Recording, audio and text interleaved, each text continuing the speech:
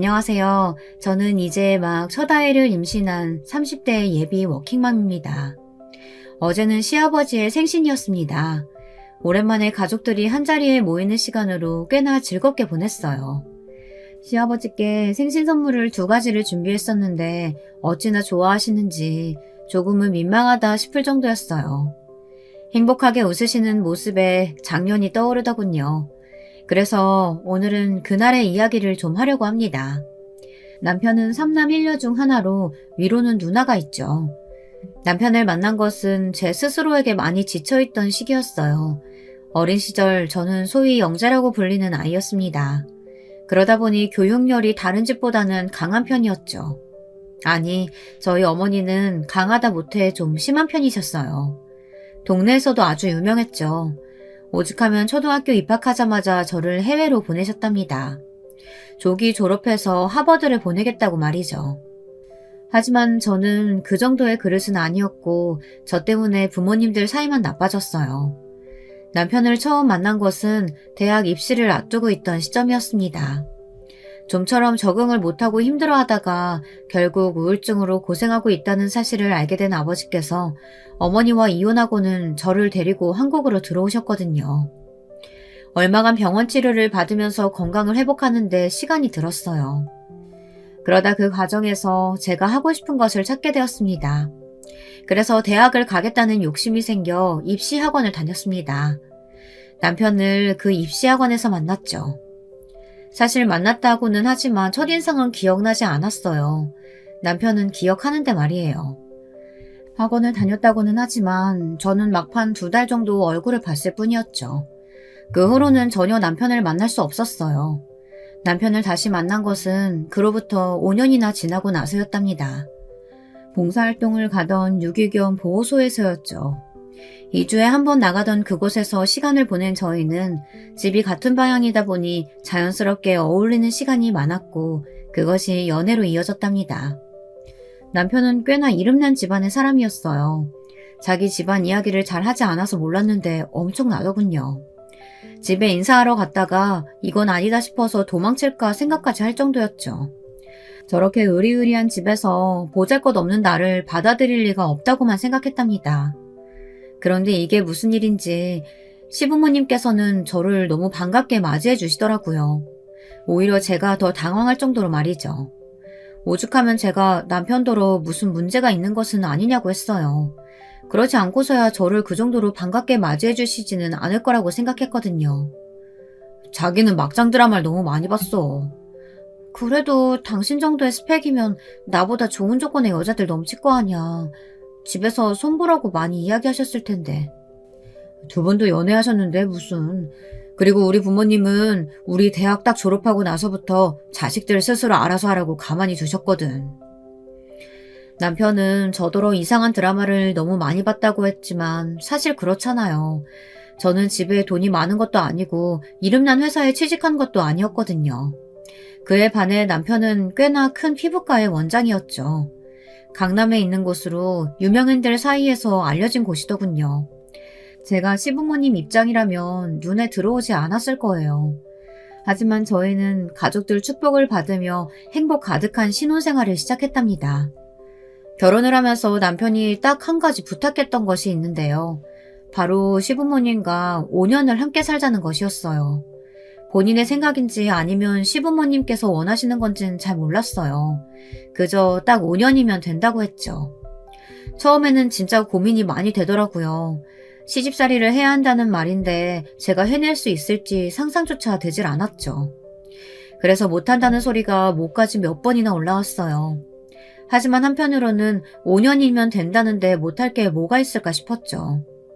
9살의 어린 나이에 혼자 외국에 나가 유학생활을 했던 시간에 비하면 아무것도 아니지 않을까 싶기도 했고요. 그래서 저는 남편이 원하는 대로 하자고 했어요. 저의 시집살이는 어땠냐고요? 전혀 힘든 점이라고는 찾아볼 수 없었죠. 집안일 해주시는 이모님도 2분이나 계셨고 드라마에서처럼 시어머니께서 제게 이래라 저래라 하시는 것도 없었어요. 물론 저도 며느리인데 아무것도 안 할 수 없다는 생각에 이모님들을 돕겠다고 나서보기도 했지만 원체 해본 적이 없다 보니 오히려 사고만 쳤죠.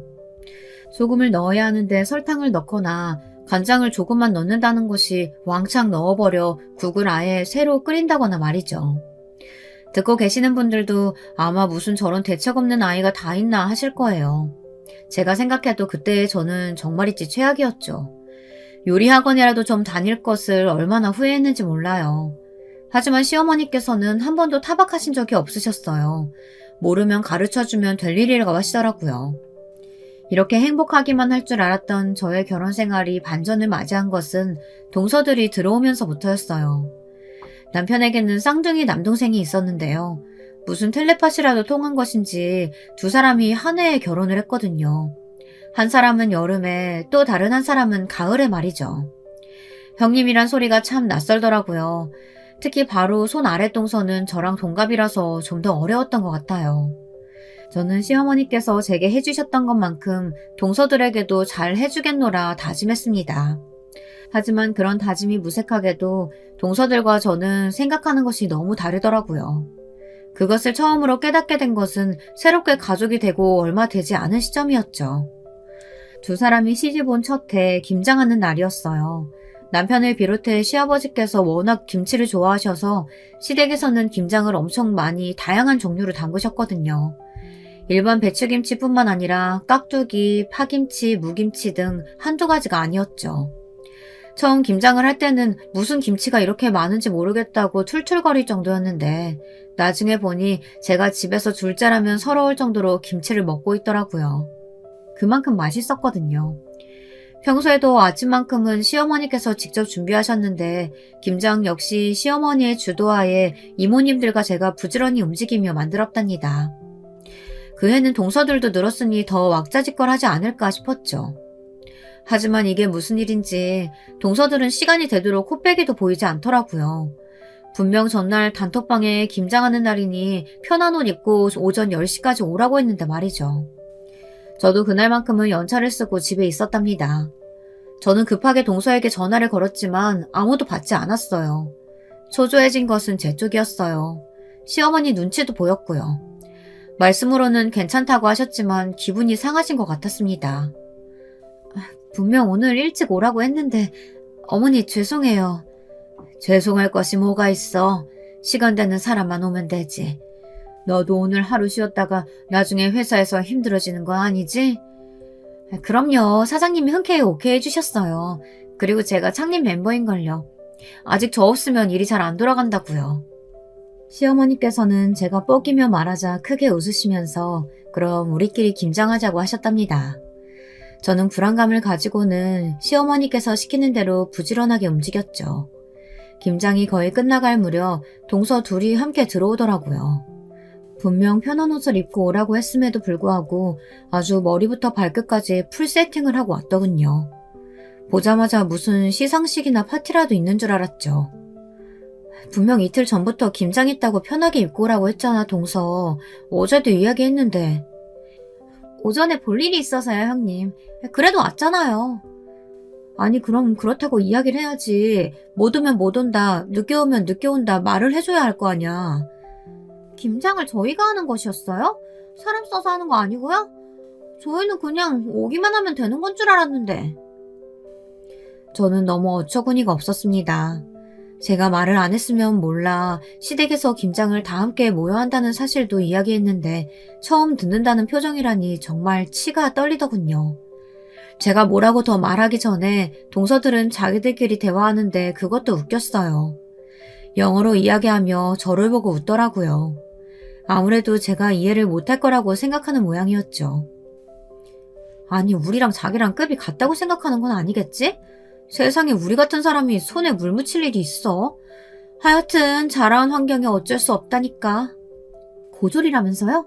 진짜 도대체 어머님이나 큰 아주버님은 뭘 보고 저 여자를 가족으로 들이신 거죠? 어디 나가서 형님이라고 말도 못하겠어요. 지금도 봐요. 멀뚱멀뚱 쳐다만 보고 있잖아요. 영어도 모르는 것 같은데 진짜 무식해서 정말이지. 두 동서는 확신에 찬 얼굴로 아주 신나게 험담을 하더군요. 언제인가 예전에 드라마를 본 적이 있었는데 그 드라마에 보니 가족들이 며느리를 앞에 두고 영어로 이야기하면서 자기들끼리 웃는 장면이 나오더군요. 그때 며느리가 가족들 말을 받으면서 유창하게 영어로 끼어들더라고요. 저도 그렇게 해볼까 하다가 그만뒀어요. 이제 막 시집온 동서들과 이런 일로 유치하게 싸우고 싶지는 않았거든요. 저는 흥분하려는 마음을 가라앉히고 천천히 다시 말해주려고 했어요. 그때였죠. 안에 계시던 시어머니께서 나오셨고요.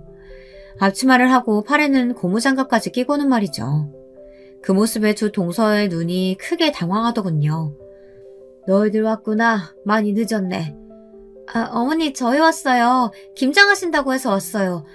그런데 어머니가 직접 하셨어요? 첫째가 이야기하지 않디? 우리 김장한다고 말했다던데. 당연히 내가 하지. 다른 사람 시켜서 할 거면 그냥 김치 사서 먹지 뭐하러 김장을 한다고 해. 시어머니께서는 평소와 다른 딱딱한 목소리로 말씀하셨어요.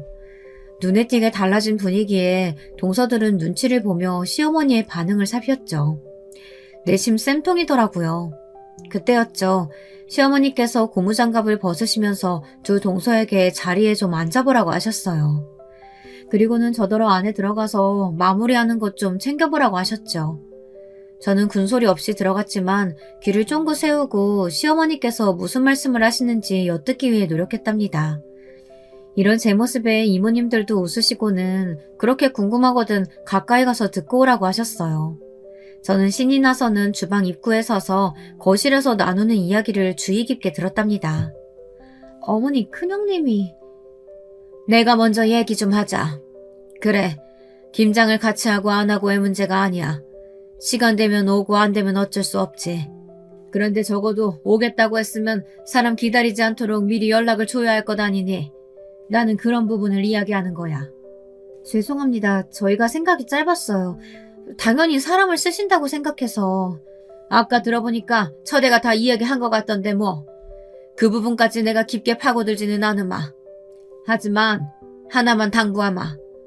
어떻게 됐든 너희들 형님이고 너희가 뭐라고 생각하든 우리 집 맏며느리야. 그러니 말할 때 조심하고 함부로 행동하지 말거라. 그것만큼 보기 흉한 거 없다. 두 동서는 당황한 기색이 역력했어요. 저는 웃음이 슬그머니 터지려는 것을 꾹꾹 눌러 참고 주방으로 들어와 콧노래까지 불러가며 김장을 마무리했습니다. 이런 제 행동에 이모님들은 크게 웃으셨답니다. 그날 저녁 가족들끼리 식탁에 앉아 낮에 한 김장에 수육을 곁들여 먹는데 동서들의 얼굴이 진짜 볼만하더라고요. 시아버지께서는 올해 김장도 너무 잘 된 것 같다고 하시면서 시어머니와 며느리가 고생을 좀 했겠다고 고맙다고 말씀하셨어요. 시어머니께서는 담담하게 첫째가 제일 고생을 많이 했다고 하시며 음식 솜씨가 처음 시집 올 때와는 비교도 되지 않게 늘었다고 칭찬해 주셨죠. 시아버지께서는 그정도냐고 놀라시면서 어쩐지 김치가 평소보다 더 맛있는 것 같다고 하셨답니다. 정말 화기애애한 분위기가 계속되었죠. 그리고 그럴수록 두 동서의 얼굴빛은 칙칙해져만 갔습니다. 그날이 시작이었어요. 당연히 두 동서들이 반성을 할 것이라고는 기대하지 않았지만 그렇다고 더 심하게 굴 것이라고는 상상하지 못했는데 두 동서는 정말이지 평범하지는 않더라고요. 저희는 여름과 겨울에 가족여행을 함께 다녔는데요. 올해는 시아버지께서 좋아하시는 삿포로로 가기로 했죠. 해마다 해외여행은 제가 준비했었는데 이번에는 둘째 동서가 나서더라고요. 자신이 하겠다고 말이죠. 저야 일을 하나 덜어준다고 하니 당연히 흔쾌히 넘겨주었어요. 사실 가족들이 머물 숙소부터 시작해서 시부모님들이 좋아할 만한 코스를 계획을 세운다는 것이 쉽지 않았거든요. 제가 성격이 좀 꼼꼼한 편이라서 하나하나 직접 연락해보고 확인해봐야 하는 성미이다 보니 준비할 때마다 시간이 많이 걸렸죠. 그걸 이제 둘째 동서가 가져간다는데 어찌나 좋은지 모르겠더라고요. 여행의 시작은 순조로웠습니다. 숙소에 도착하기까지만 하더라도 다들 들뜬 얼굴이었죠. 그런데 숙소에서 그만 문제가 생겨버렸어요. 예약을 잘못하는 바람에 방이 2개나 부족했답니다. 둘째 동서는 사색이 된 얼굴로 확인을 거듭했지만 확실히 저일 쪽 실수였죠. 둘째 동서는 영어로 뭐라고 이야기하면서 다른 방을 구하려고 했지만 하필 그 료칸에서는 영어를 할 수 있는 직원이 없었어요. 나름 평점 좋은 곳으로 알아본 모양인데 그 부분까지 확인은 안 했던 것 같았죠. 자신의 실수에 화가 난 동서는 다른 숙소를 찾아보겠다고 하면서 잠시만 주변을 관광하고 있으시면 안 되겠냐고 하더군요. 피곤한 얼굴로 시부모님께서는 고개를 끄덕이셨지만 곁에서 보고 있자니 너무 속상하더라고요. 저도 남편도 여기 오기 전에 일을 좀 몰아서 하느라 당장이라도 온천에 들어가 쉬고 싶었거든요. 저는 남편에게 눈짓을 하고는 슬쩍 아까의 료칸으로 다시 들어가 직원과 이야기를 나눴어요. 제가 유학 시절 여러 나라 친구들을 만난 덕분에 저는 간단한 일어나 중국어 정도는 쉽게 할 수 있었거든요. 료칸에서는 원래 등급보다는 다운된 숙소를 제공할 수 있다고 하더군요. 저와 남편은 바로 체크인을 하기로 했죠. 제주씨, 부모님이 많이 지치신 것 같은데 숙소는 그냥 여기로 하죠. 아직 우리가 예약한 방도 있다고 하니까 그 방은 부모님 드리고 부족한 방은 등급 좀 낮춰서 우리 형제들이 쓰고요. 날씨도 추운데 두 분 밖에 오래 계시게 할 순 없잖아요. 그래도 등급을 다운하면 수준이... 그래도 개인 온천은 다 준비되어 있고 방 크기가 좀 작아지는 것 말고는 큰 차이가 없다고 하니까 그냥 그렇게 하자. 동서 마음은 알겠는데 부모님 생각해야지. 제 말에 둘째 동서는 못마땅한 얼굴로 마지못해 알겠다고 했어요. 시부모님의 얼굴에 금방 화색이 돌며 바로 숙소로 들어가셨죠. 저는 시부모님 방을 먼저 확인해드렸어요. 혹시나 불편하지 않도록 직원에게 몇 가지 부탁도 있지 않았죠. 알아보니까 사전에 아무런 이야기도 하지 않았더라고요. 시아버지께서 땅콩 알레르기가 있는데 저녁 코스 요리 확인이 안 되어 있던 것이 너무나도 충격이었어요. 시어머니께서는 고생이 많다고 하시며 제 손을 잡아주셨어요.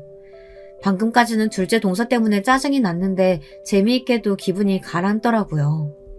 저는 웃으면서 온천에 바로 들어가실 수 있도록 준비해달라고 했으니 편안하게 즐기시란 말도 잊지 않았답니다. 시부모님이 묵고 계시는 방을 나와서 얼마 지나지 않아 저는 복도에서 두 동서와 마주할 수 있었어요. 저를 보자마자 둘째 동서는 무슨 생각이냐고 하더라고요. 영문은 알 수 없었던 저는 하고 싶은 말이 무엇이냐고 반문했죠. 형님이 무슨 생각하시는지 제가 모를 것 같아요? 예약해둔 거 형님 짓이죠? 제가 그런 초보적인 실수 할 리가 없잖아요. 형님이 손대셨어요? 무슨 말도 안 되는 소리야. 내가 동서가 예약을 어디서 어떻게 했는지 알고, 그리고 그런 짓을 내가 왜 하는데? 제가 어머님께 사랑받는 게 그렇게 무서우셨어요? 그래서 이런 짓 하셨어요? 진짜 내가 궁금해서 그런데 무슨 생각으로 하는 말이야? 내가 어린애야? 그리고 그런 일이 가능하다고 해도 내가 왜 하냐고 그런 짓을. 구질구질한 인생에서 든든한 배경 생겼는데 그걸 뺏길까봐 두려우셨겠죠? 저는 정말이지 할 말이 없더군요. 아니 적어도 앞뒤 스토리는 맞아야 하지 않겠어요? 이 사연을 듣고 계시는 분들도 한번 생각해보세요. 제가 무슨 수로 동서가 예약한 숙소를 알아냈으며 그 내용을 바꿀 수가 있었겠어요. 그럴 이유도 없고요. 하지만 두 사람은 제 말은 들리지도 않는 것 같더라고요. 그러더니 이번엔 영어로 속닥거렸죠. 도대체 내가 있기는 한 걸까? 이런 괘씸한 행동 할 정도로 머리가 나쁜 것 같진 않은데 말이죠.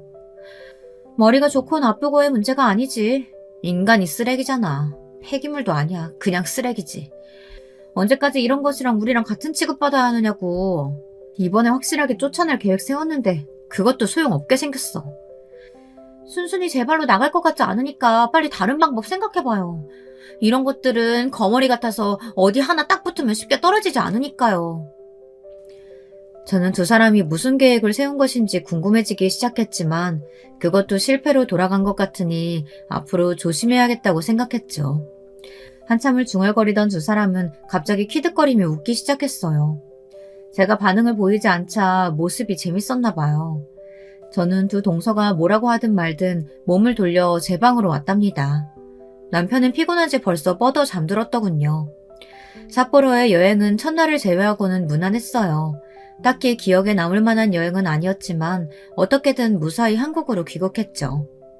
하지만 저는 돌아오는 비행기에서 마음이 무겁기만 했습니다. 두 동서가 저를 미워하다 못해 저를 쫓아낼 궁리까지 한다는 것이 충격이었거든요. 저에 대한 두 동서의 날산 경계는 그 정도가 점점 더 심해졌어요. 제가 뭐가 되었든 해보자고 이야기를 꺼내기 무섭게 두 동서들은 들은 척도 하지 않는 것은 기본이었죠. 그냥 제가 하는 말이라고 하면 다 무시할 작정이라도 한 사람 같았어요. 그리고 그때마다 자기들은 제게 이야기를 들은 것이 아무것도 없다고 하더라고요. 저는 문자를 보낸 것도 카카오톡 기록도 남아있었지만 두 동서는 애시당초 받은 것이 없다고 하며 모르쇠로 일관했죠. 그런 일이 반복되자 제 편을 들어주시던 시어머니께서도 곤란한 입장이 되셨습니다.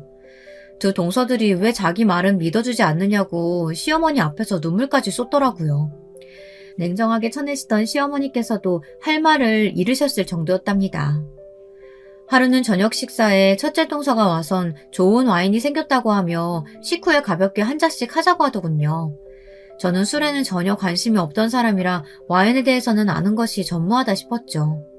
남편은 꽤나 비싼 와인이라고 놀라는 목소리로 알려주더군요. 시어머니께서도 만족스러워하는 분위기였답니다. 그 와인에 어울릴 만한 게 뭐가 있어? 내가 준비할게. 형님은 그냥 잠자코 계세요. 분위기 흐리지나 말고. 제가 말하면 뭐 아세요?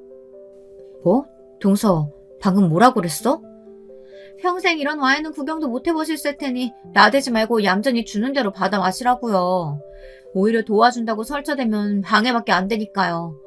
설마 와인 마실 줄 모르시는 건 아니죠? 기본 예의라도 급하게 알려드려요? 첫째 동서는 비꼬는 말투로 말했어요. 참 내가 고작 와인으로 이렇게 무시당해야 하나 싶었죠. 하지만 첫째 동서의 막말은 거기서 멈추질 않았어요. 형님이 결혼을 잘하셔서 이런 것도 마셔보는 줄 아세요. 형님이 취직해서 돈을 아무리 열심히 벌어도 이런 와인은 하늘의 별 따기나 다름없으니까. 아시겠어요? 이게 얼마나 훌륭한 와인인지. 와인이 좋은 줄은 모르겠지만 동서가 참 없어 보인다는 건 알겠네.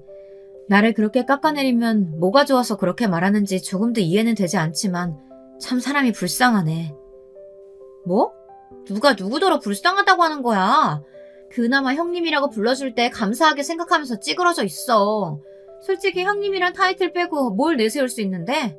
가진 거라곤 쥐뿔도 없는 주제에. 동서야말로 내가 뭘 가진 줄 알고 그렇게 말하는 건데? 저와 첫째 동서 사이의 분위기가 최악으로 흘러가고 있을 그때 남편이 들어오면서 자신은 일이 남았으니 와인 대신 커피를 내려 마시겠다고 했죠. 남편은 저와 첫째 동서 사이의 팽팽한 분위기를 바로 알아채고는 제 곁으로 다가왔어요. 그리고는 제 몫의 커피도 준비하겠다고 말하며 괜찮으냐고 눈짓을 했습니다. 저는 애써 웃어 보이면서 고개를 끄덕였고요. 첫째 동서는 남편의 눈치를 보면서 서둘러 준비된 와인을 가지고 나가버렸어요. 남편은 괜찮은 것이 확실하느냐고 물었지만 저는 아무렇지 않다고 걱정 말라고만 했죠. 나중에 알았지만 남편은 어느 정도 눈치를 채고 있었다고 했어요. 두 동서들이 저에게 하는 행동이 몇 번이나 거슬렸지만 끼어들면 오히려 제 입장이 난처해질 것 같아서 참았다고 하더라고요. 저는 별일 아니라고 했지만 솔직히 마음이 가볍지는 않았어요. 그렇게 첫째 동서의 일로 마음이 뒤숭숭한데 그 감정이 정리되기도 전에 이번에는 둘째 동서가 시댁으로 왔습니다. 시어머니께서 좋아하는 작가의 작품을 구했다고 하며 꽤나 큰 그림을 한 점 가져왔더라고요. 시어머니께서는 갤러리나 전시회를 다니시는 걸 좋아하셨는데요. 몇몇 작가의 작품을 소장하고 계시기도 했습니다. 저도 도예 쪽에는 관심이 많아 시어머니를 따라 몇 번 나간 적이 있었답니다. 저는 한눈에 시어머니께서 최근 마음에 들어 하시는 작가의 작품이라는 것을 알 수 있었어요. 좋은 그림이구나. 작가가 요즘 그림을 그리지 않아서 구하기 힘들었을 텐데. 고맙다.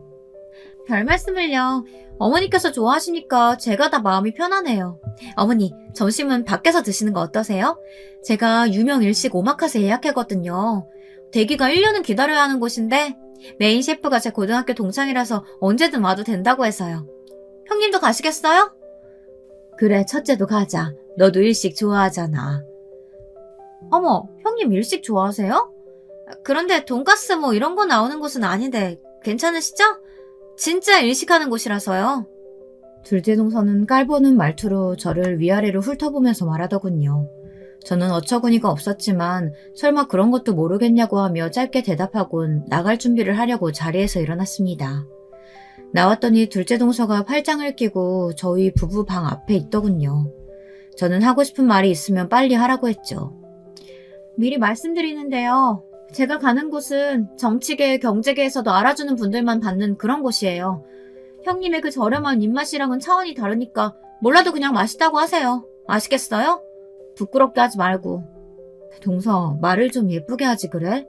동서 말대로 내가 형님인데 말이야. 제가 언제 형님이라고 안 불렀던 적 있어요? 안 그래도 우리 집안 첫째 며느리가 고조 출신이라더라. 학교 졸업장도 없이 검정고시 출신이라더라. 말들도 많은데 그런 장소에서 흠집 잡힐 만한 행동은 안 하셔야 할 거 아니에요. 이건 형님만 부끄럽고 끝낼 문제가 아니거든요. 아시겠어요? 나에 대한 소문이 그렇게 돈다고 동서들이 말하고 다니는 건 아니고? 둘째 동서는 제 질문에 말을 얼버무리고는 자기가 하는 것을 잘 보고 따라하기나 하라고 말하고는 1층으로 내려갔죠. 저는 조용히 내려가 시어머니께 친정에 잠시 다녀야 할 것 같다고 말했습니다. 급하게 연락이 왔다고 하면서 말이죠. 갑자기 제가 가지 않겠다고 하자 시어머니께서는 아쉬워하셨어요. 하지만 둘째 동서는 만면에 미소를 가득 지으며 입에 귀에 걸려선 다음의 기회를 만들어 보자고 했죠. 그렇게 시어머니와 둘째 동서를 내보내고 저는 친정으로 갔습니다. 어쩐 일인지 친정아버지가 집에 계시더라고요. 갑자기 찾아온 저를 본 친정아버지는 깜짝 놀라셨죠. 무슨 일이냐 이 시간에 연락도 없이. 얼굴은 왜 그렇고? 아니에요 아빠. 저 그때 짐은 어디 있어요?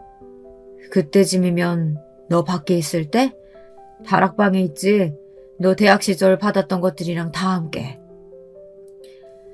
저는 다락방으로 올라가서 구석에 놓여있던 커다란 박스를 꺼내 주섬주섬 뒤지기 시작했습니다. 얼마나 오랫동안 들여다보지 않았는지 먼지가 가득했지만 하나하나 꺼내며 저는 졸업장을 찾기 시작했어요. 한국에서 졸업하면서 챙겼던 것뿐 아니라 암흑기 시절 받은 졸업장도 함께 챙겼죠. 2번 다시 볼 일은 없을 거라고 생각했는데 이렇게 또 보게 되다니 참 기분이 묘했습니다. 저는 가득한 먼지를 깨끗하게 닦아서 챙겼습니다. 친정아버지께서 갑자기 졸업장을 왜 챙겨가느냐고 물었지만 저는 웃기만 할 뿐 대답을 하지 않았습니다. 이렇게 다 커서는 싸우려고 챙겨간다는 말을 어떻게 하겠어요. 저는 그날 이후 기회를 엿보고 있었습니다. 한 방을 제대로 먹여줄 그런 기회요. 그리고 그 기회는 생각보다 일찍 찾아왔고요. 기념적인 그날은 시아버지의 칠순 생일이었어요. 칠순은 그냥 넘길 수 있는 것이 아니잖아요. 그래서 이미 그 앞 주말에 호텔에서 크게 칠순 기념 파티를 열어 많은 분들을 모시고 축하하는 시간을 가졌죠. 물론 동서들이야 부끄럽게 어디를 가느냐고 저한테 난리를 쳤지만 저는 아무렇지 않게 그 자리에 갔습니다. 또래들보다는 시부모님 나이대의 어른들이 많아서 그런지 몰라도 동서들이 저에게 함부로 말하지는 못하더라고요. 그저 자기들끼리 모여서는 제 쪽을 힐끔거리며 키득거리기만 할 뿐 저는 그런 동서들을 무시하고 남편과 함께 손님들께 인사드리기 바빴답니다. 아주 큰일 없이 잘 넘어갔죠. 그럼 대형 사고는 언제 터졌느냐? 바로 시아버님 생신 당일 저녁에 벌어졌답니다. 시어머니께서는 칠순 파티는 둘째치고 생신 당일 가족들끼리 모여 식사라도 하는 것이 어떻겠느냐고 먼저 말씀하셨어요. 저는 동서들에게 적어도 생신인데 우리 손으로 식사는 한 끼 대접하는 것이 어떻겠느냐고 물었죠. 무슨 일인지 순순히 두 사람이 그렇게 하자고 하더군요. 살짝 의심스럽긴 했지만 저는 저녁 식사 준비에 맞춰 집으로 오라고 했습니다. 하지만 두 사람은 나타나지 않더군요. 설마 했는데 말이죠. 소식이야 당연히 없었고요. 저는 묵묵히 미역국을 끓이고 시아버지께서 제일 좋아한다는 잡채와 육전을 만들었답니다. 이모님들은 혼자서 그 많은 음식을 어떻게 하느냐고 도와주겠다고 하셨어요. 원래는 동서들과 함께할 일이라 이모님더러 일찍 퇴근하라고 말씀드렸던 건데 말이죠. 저는 죄송스러운 마음이 들었지만 그래도 도움을 거절할 상황은 아니었답니다. 동서들이 나타난 것은 저녁 식사를 40분 앞둔 시점이었어요. 두 사람은 준비는 다 했느냐고 말하며 들어왔죠. 저는 이모님들께 자리를 피해달라고 부탁드리고는 그 두 사람에게 앞치마를 던졌습니다. 두 동서는 지금 이게 뭐 하는 짓이냐고 버럭 소리를 질렀죠. 내가 분명 저녁 식사가 7시니까 5시까지는 오라고 했지. 동서들도 그렇게 하겠다고 했고. 그런데 지금 5시야? 시계 볼 줄 몰라? 약속했으면서 지키는 법이 없어. 오라고 해서 왔더니 고마운 줄은 모르고 뭐 하는 거예요? 형님이란 자리가 무슨 벼슬이라니? 진짜 웃겨서. 그러니까 고작 이런 음식이나 만들려고 우리를 부르다니. 도대체 우리를 뭐라고 생각하는 건지. 시장 바닥이나 다니면서 이타의 것들 주워 먹던 버릇 어디로 가지고 오는 건지 모르겠어요. 하여튼 이래서 골빈 것들이랑은 상종을 하면 안 된다니까. 두 동서는 제 말에 대꾸도 하지 않고 자기들끼리 영어로 짜증을 내더군요. 저는 하고 싶은 말이 있으면 똑바로 하라고 했죠. 비겁하게 둘이서 속닥이지 말고 말이에요. 하지만 제 반응에 두 사람은 알아듣지도 못하면서 눈치는 빨라서 큰 소리만 칠 줄 안다고 저를 얼간이라던가 모질이 등으로 지칭하며 이런 음식을 먹다가 병원에 실려가는 거 아니냐고 하더군요. 심지어 그냥 다 버리고 출장 요리사를 부르는 것이 낫겠다는 말까지 했죠. 하지만 정말 제가 화나는 것은 다음 대화였어요. 그나저나 저것도 자식이라고 저 따위를 키워서 이 집안으로 시집 보낸 부모 얼굴이 궁금하지 않아? 얼마나 뻔뻔할까? 죄책감이나 부끄러움 그런 것도 하나도 모르겠지.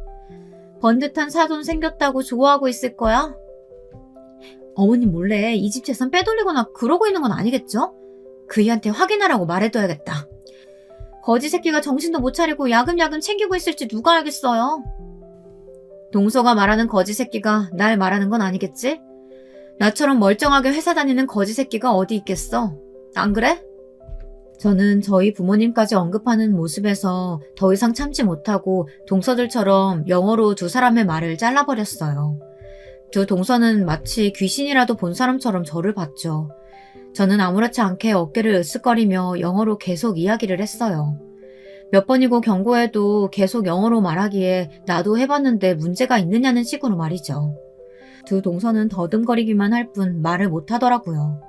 저는 혹시 영어로는 이해가 안 되냐고 하며 이번에는 일본어로 물어봤어요.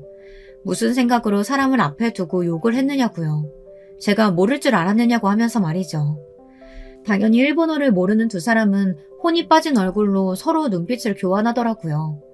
저는 이러도 힘드냐고 하며 중국어에 불어까지 써가면서 두 사람에게 입이 있으면 말해보라고 따져 물었어요.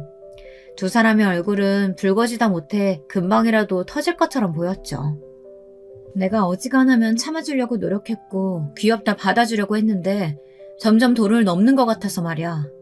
나한테 해야 할 말이 있기는 하겠지만 지금은 가족 식사 시간 다가오니까 나중에 하는 것으로 하고 빨리 식탁이나 세팅해. 동서들을 어떻게 할지는 내가 고민을 좀 해봐야 하니까. 저는 두 사람에게 등을 보이고는 마지막으로 미역국 간을 맞추고 밥의 상태를 확인했죠. 제가 그렇게 움직이는 동안 두 동서는 꼼짝도 하지 않고 있었어요.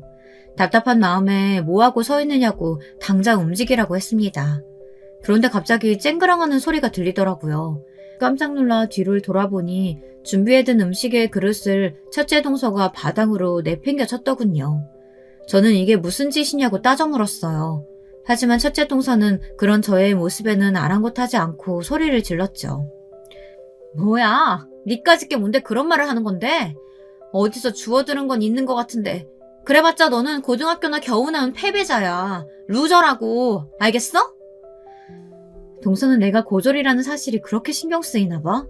매번 고졸 하는데 도대체 뭐가 그렇게 동서 기분을 상하게 하는데? 몰라서 물어? 이 집안이 어떤 곳인지 전혀 모르겠지만 너 같은 길거리에 흔히 굴러다니는 인간들이 들어와서 살 것이 아니라고. 너 같은 것 때문에 우리 가족 사회적 체면이 어떻게 됐는지 알아? 내가 무슨 죄를 지은 것도 아닌데 뭐가 문제인지 모르겠네. 그리고 나에 대해 알지도 못하면서 그렇게 말하고 다니지 말라고 두 사람한테 경고했을 텐데. 네가 무슨 짓을 해서 큰아주머님이 넘어가셨는진 모르겠지만 원래 그 자리는 임자가 있었다고. 너 따위와는 비교도 되지 않을 그런 사람의 자리였단 말이야. 그런데 어디서 굴러온 버러지 같은 게 그 자리를 떡하니 차지하고 앉아서는. 첫째 동서가 흥분하며 내뱉는 말에 저는 그제야 저를 기를 쓰고 끌어내리려고 하는 이유가 무엇인지 알 것 같았어요. 하지만 그 이유가 저를 더 기분 나쁘게 만들었죠. 저는 고작 그런 이유로 이렇게 나온 것이냐며 매번 수준을 그렇게 따지더니 어느 쪽이 더 바닥인지 모르겠다고 말했습니다.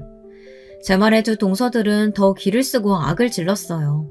감히라던가 주제 등의 단어들을 써가면서 난리를 피우는데 정말이지 저절로 인상을 쓰게 되더군요. 두 동서들의 발악은 당연히 밖으로 새어나갔고 시부모님은 물론 남편과 서방님들까지 우르르 식탁으로 몰려들게 만들었어요.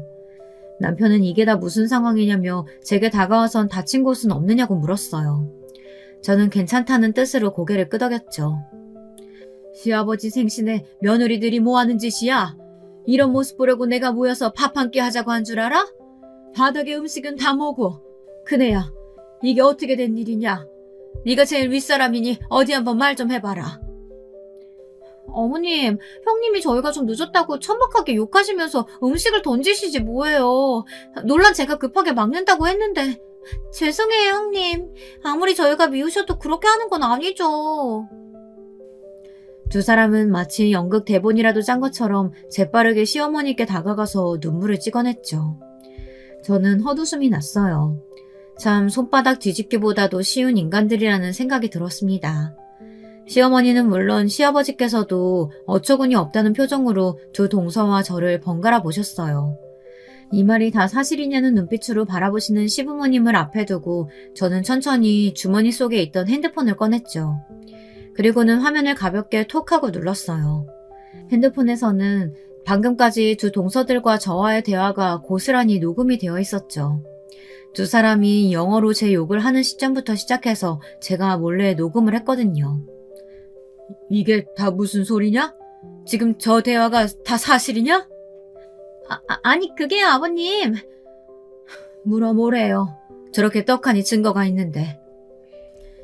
시부모님의 얼굴은 딱딱하게 굳어가셨어요. 특히 첫째 동서가 반찬을 엎어버리는 소리에는 다들 어안이 봉봉한 표정이셨죠.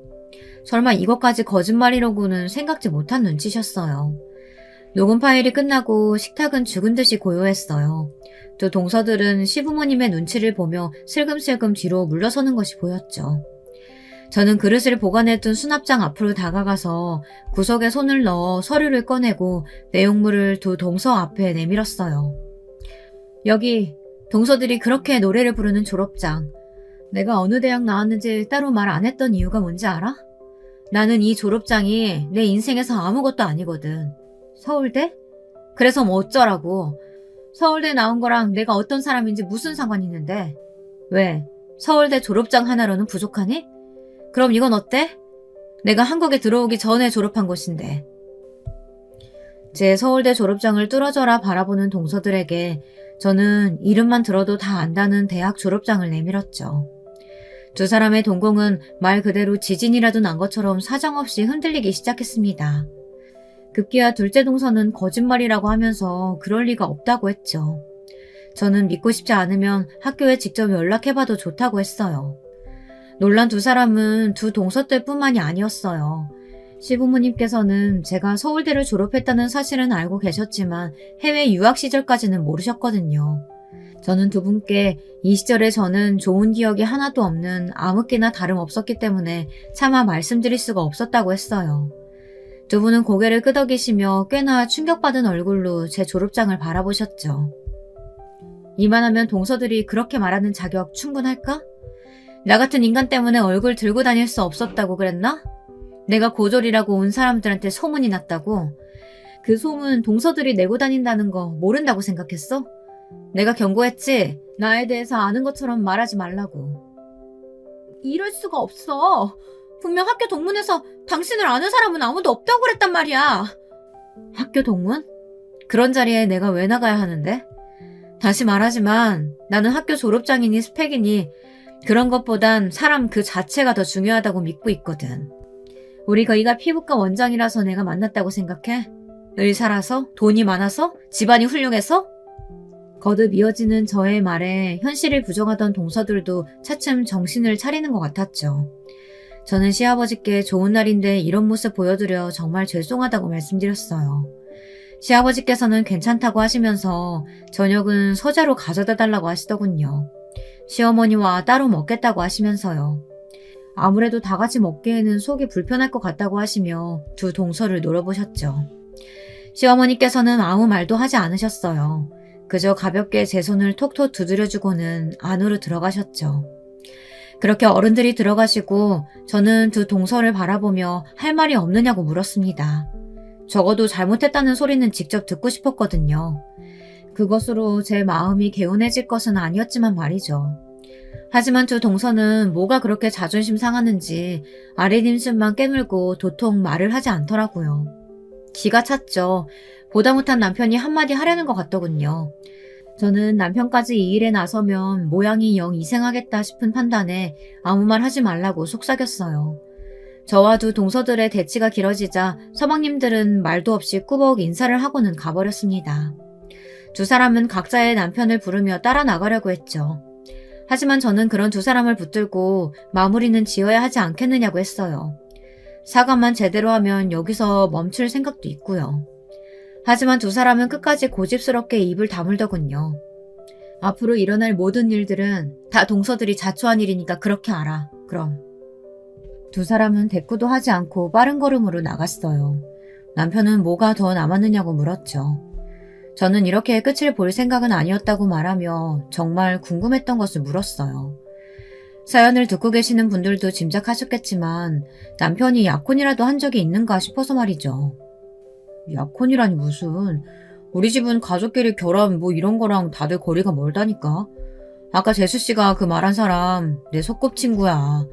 오랫동안 가족들끼리 친하게 지냈어. 당신도 봤잖아. 우리 결혼식에 왔었는데 기억 안 나? 정장 입고 머리 짧게 자른 여자. 남편의 말에 저는 희미한 기억 속에 한 사람을 떠올릴 수 있었어요. 웃는 모습만으로도 주변을 화려하게 빛내는 사람이라고 생각될 정도로 아름다운 사람이었죠. 남편은 그 사람을 이야기하는 것 같다고 말하며 전적으로 동서들이 오해를 하고 있는 것이라고 하더군요. 제3자가 할 말은 아니지만 그래도 이렇게 일이 꼬였으니 어쩔 수 없다고 말하는 남편의 말은 정말이지 충격 그 자체였어요. 동서들이 말하는 그 여자는 남편의 오랜 친구이지만 절대로 남편과 연인이 될 수 없는 사이라고 했죠. 그 친구는 남자를 사랑할 수 없다는 자신의 성 정체성을 꽤나 일찍부터 알고 있었으며 저희 부부가 결혼한 이후 연인과 함께 해외로 나갔다고 하더군요. 그 난리가 있던 날 남편에게 오랜만에 연락이 와서는 자신의 결혼식에 와달라고 해서 저와 의논을 할 생각이었다고요. 참 웃음이 나더군요. 그러니까 동서들은 일어나지도 않은 일을 자신들 마음대로 상상하고 저를 비난하고 비웃었던 것이었더라고요. 매번 수준 타령하고 저렴이가 어쩌고 시당 바닥이니 어쩌니 자기들 마음대로 말을 짓거려대던 것도 결국은 아무 소용이 없던 일이라는 것에 제가 다 힘이 빠지더군요. 물론 그렇다고 두 사람이 애틋하다거나 안타깝지는 않았지만 말이죠. 날이 밝자마자 저는 두 동서뿐만 아니라 서방님들께도 다 문자를 보냈어요.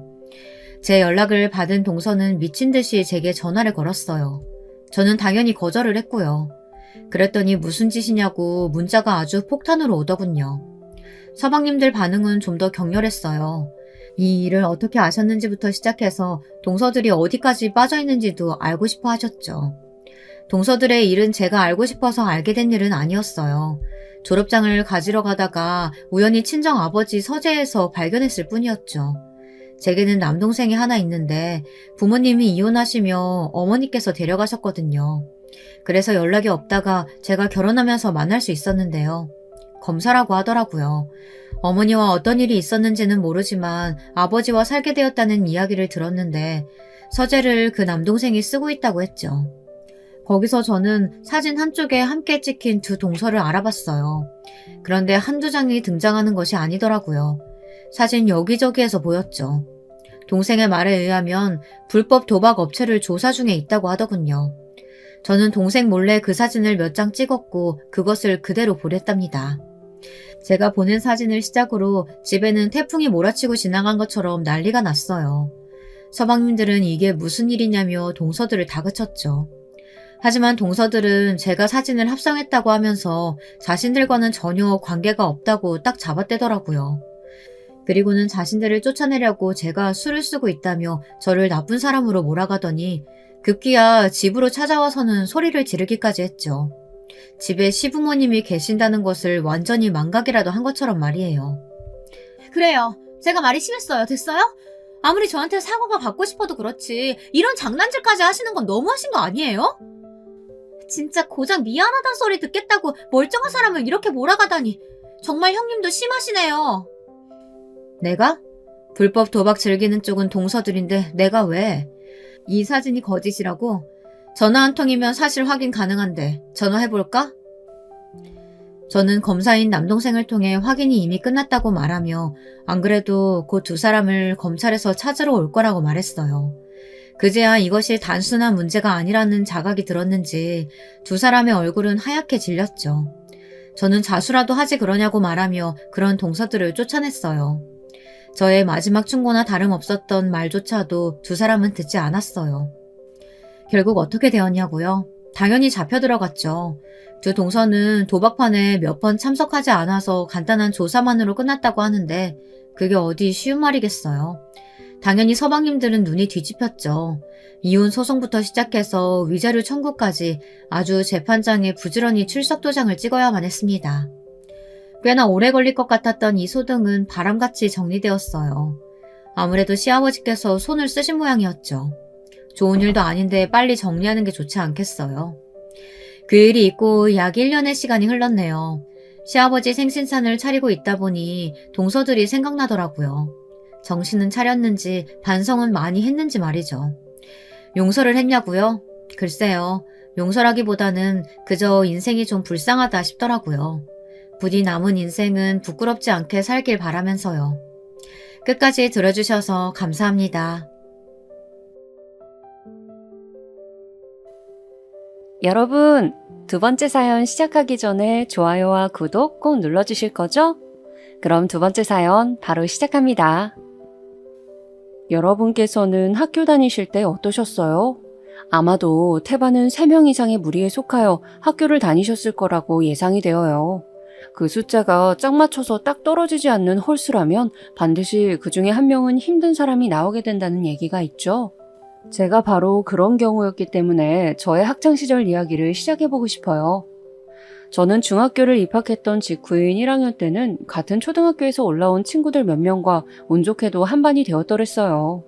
그래서 아예 새로운 친구들을 만들 생각도 해보지도 못한 채 1년을 보냈었고요. 어영부영 그렇게 중학교 생활에 적응을 마친 후로 진급하게 된 2학년 때부터는 다른 애들과 새로이 교류를 하게 되면서 무리를 만들게 되었습니다. 저 포함 총 5명이 친하게 몰려다녔어요. 여기까지는 별다른 문제가 없었는데요. 3학년에 올라가면서 5명 중 3명이 같은 반으로 배정을 받았습니다. 이 3명에 제가 있었고요. 나머지 2명하고는 같은 반이 아니기도 해서 그냥 셋이 주로 놀았죠. 그런데 시간이 좀 지나고 나서 보니까 제가 다른 반 2명을 일부러 배제시킨 것으로 상황이며 말이 와전되었고 오해가 생겨나게 되었습니다. 의리 없게 시리 둘을 일부러 따돌렸다면서 무리해서 떨궈 내려고. 걔 진짜 영악하다. 저한테 그런 말이 들려오고 나서야 사태를 파악한 저는 수습에 나섰지만 이미 늦은 뒤였습니다. 저랑 같은 반이 되어서 몰려다녔던 친구 2명은 저를 피하기 시작했고 다른 반으로 흩어진 나머지 2명과 의기투합하여 같이 다니더군요. 이미 학급에서 무리가 형성된 뒤였기 때문에 제가 새로운 친구를 찾기란 굉장히 힘든 상황이었습니다. 저는 다시 친구들이 저를 받아주길 바랐지만 이루어지지 않았어요.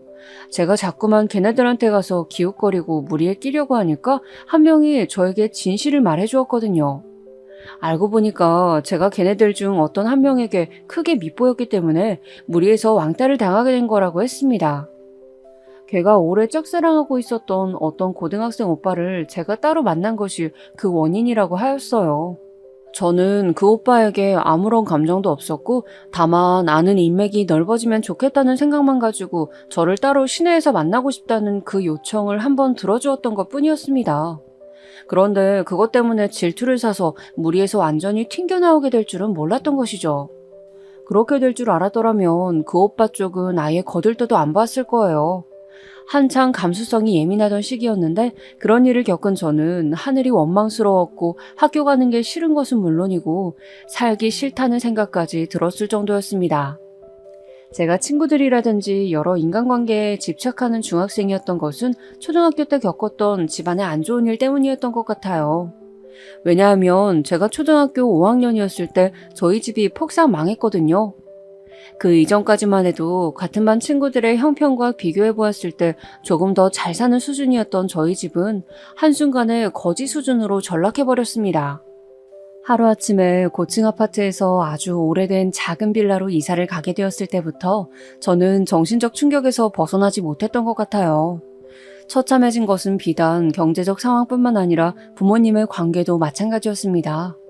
두 분은 서로에게 날이선 비난을 툭하면 쏟아내셨고 이혼하자는 말은 예사로 꺼내셨으며 너 죽고 나 죽겠다는 식의 언쟁까지 당신들의 자식들이 보는 앞에서 내뱉으셨습니다. 내가 알던 엄마 아빠가 아니야. 우리 집이 왜 이렇게 되었을까? 나는 어쩌면 앞으로 평생을 이렇게 살아야 하는 건가? 초등학교를 졸업하고 중학생으로 올라가던 시기에 저는 그래서 조금도 행복하지 않았습니다. 설레는 마음도 없었어요. 다만 우울하고 긍정적인 기운 따위는 조금도 없는 집구석이 원망스러울 뿐이었죠. 갑작스레 가난해진 것에 대해 현실을 비판하다 못해서 저는 언제부턴가 상황을 회피하고픈 욕구에 사로잡혔습니다. 제가 처한 현실과 제가 꿈꾸는 이상이 너무나도 다르다는 것에 절망을 계속 느꼈다간 하루하루를 살아가지 못할 것 같았거든요. 그래서 중학교에서는 친구들 앞에서 또 선생님들 앞에서 제가 만들어낸 캐릭터대로 가면을 쓰고 살았습니다. 용돈 한 푼 못 받는 가난뱅이 집안의 딸이 아닌 척, 그저 새로 물건을 사는데 크게 흥미가 없는 성격인 척, 입만 열었다 하면 잔소리와 욕만 쏟아내는 부모님을 둔 적이 없는 척, 부모님 두 분 다 일 때문에 바쁘셔서 각종 학교 행사에 못 오시는 척, 부단히도 열심히 꾸며내면서 지냈습니다. 그러면서 마음이 늘 공허하였고 애정을 주고받을 상대를 찾아서 그게 친구이든 누구이든 상관없이 매달렸을 뿐이었습니다. 설마 그게 친구들에게 밉보이는 행동으로 비춰질 줄은 몰랐어요. 오해를 산 덕분에 저는 중학교 3학년의 남은 기간 동안 내내 쓸쓸하고 외로운 시간들을 보내야만 했습니다. 매점에 신상과자가 나와서 친구들이 다 관심을 가질 때에도 저는 흥미가 없는 척을 하였고 학원 따위는 다니지 못했죠. 그러다 보니까 슬슬 제가 돈이 없어도 너무 없는 집의 자식이라는 것을 같은 반 친구들이 눈치를 채는 모양새였습니다. 차라리 내가 은따여서 다행이다. 가난한 데다가 전혀 화목하지 못한 집구석에서 사는 걸 들키는 것보다야 훨씬 나을지도 몰라. 은따란 은근하게 따돌림 당하는 것이었는데 그때의 제 처지가 딱 그랬었네요. 너무나도 심적으로 괴로웠고 빨리 중학교를 졸업해서 고등학교에 진학하는 때만을 손꼽아 기다렸습니다. 공학이 아니라 여고에 진학할 생각이었어요. 남자 때문에 오해를 받는 게 질색이기도 하였고 여자들끼리 있는 분위기라면 훨씬 나을 것 같다는 짐작을 했었기 때문입니다. 저는 저를 보면서 비웃거나 괄시를 보내는 친구들의 행태를 애써 모른 척하면서 중학교의 마지막 시간을 보냈습니다. 한때는 저랑 정말 친하게 지냈던 친구들이었는데 우정이란 참 덧없다는 생각을 했었네요. 대망의 고등학교에 올라가서는 같은 반에서 친해진 새로운 친구에게 저의 이런저런 이야기를 다 해주었습니다. 너무나도 친한 친구의 존재가 필요했고 또 그리웠기에 조금 가까워지자마자 저는 꽤나 성급하게 제 안에 있던 이야기들을 그 친구한테 전부 꺼내 보였던 거예요. 그랬는데 이 친구로부터 배신을 당했습니다. 1학기는 어영부영 지나갔고 2학기 때부터였어요. 항상 저랑 같이 다녔던 이 친구가 저를 슬금슬금 피하더군요. 그리고 같은 반 친구들도 저를 은근하게 무시하기 시작했습니다. 알고 보니까 이 친구가 제가 말했던 저희 집안 이야기를 다 퍼뜨렸던 것이에요. 제가 지독히도 가난한 집에서 살고 있다는 것, 집안 환경은 아주 개판이고 희망의 불씨라고는 피울 의욕조차 보이지 않는 부모 밑에서 하루하루 죽지도 못해서 살아가고 있다는 얘기를 이 친구가 다 떠들어댄 후였습니다. 저는 사실 이 친구로부터 동정을 받고 싶었고 관심을 끌고 싶었거든요. 그래서 자극적인 양념을 쳐서 제 이야기를 생동감 넘치게 이 친구한테 전해주었던 것이었어요. 이 친구가 제 이야기를 들으면서 호응을 보내주는 게 좋기도 했었고요. 그런데 저의 모든 이야기는 이 친구가 반 친구들로부터 호감을 얻어내기 위해 떠들어대는 즐거운 이야기 보따리 속의 일화로 전락하고 말았습니다. 저는 대책 없는 집구석에서 약간의 정신 이상까지 앓고 있으며 천하의 불효자식이기까지 한 것으로 낙인이 찍혀버렸고 반 친구들이 기피하는 대상으로 되어버렸어요. 제가 경각심 없이 떠들어댔던 제 아내 이야기가 이런 부메랑으로 돌아올 줄은 상상도 못했었습니다. 상대방에게 나의 약한 부분을 내어 보이면 그것이 나의 약점이 될 수도 있다는 것, 이 사실을 성인이 되고 나서 또 이후에 사회생활을 하면서부터는 더욱 깨닫게 되었습니다. 그러나 학창시절에는 제가 워낙 이런 방면으로 미숙하여서 무지했던 것이죠. 크게 마음의 상처를 입은 저는 점점 더 의기소침해져만 갔고 친구들과 어울려서 보내는 학교 생활이 어느새 까마득한 옛일로까지 느껴지게 되었습니다. 은근하게 따돌림을 당한 상태로 저는 반격 한번 해보지 못한 채 2학년이 되었어요. 별로 같은 반이 되고 싶지 않았던 애들이 2학년 때 같은 반이 되었네. 올해도 망했구나. 배정된 반에서 면면들을 확인한 저는 좌절하였습니다. 당연한 수순으로 2학년이 되어서도 저는 겉돌았는데 어느 순간 저에게 내밀어진 손길이 있었어요. 제가 믿을 수 없는 눈으로 그 손길의 주인공을 바라보았지요. 그 친구는 바로 반에서 가장 예쁜 축에 속하는 미모의 소유자였기 때문에 일찍이 저도 걔를 알고 있었습니다. 그래서 제가 이 친구를 세윤이라고 칭할게요. 세윤이는 키도 큰 편이었고 얼굴도 예쁘장한 데다가 자기만의 분위기가 확연히 있는 친구였는데 얘도 1학년 때 일이 좀 있었나 보더라고요.